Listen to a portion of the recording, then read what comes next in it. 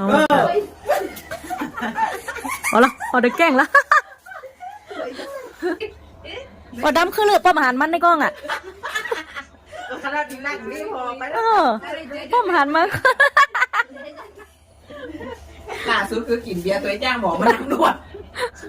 จ้างพนักงานนั่นคนดำมานั่งนวดเถอะโอ้เกิด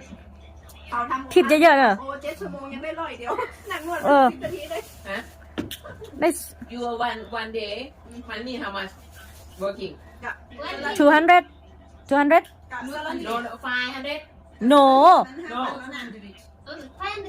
500 100 something one month 1 month how much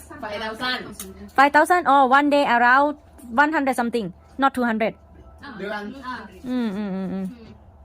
โอเวอร์ไทม์อ่ะ7 ชั่วโมงอ่ะวันสองวันแม่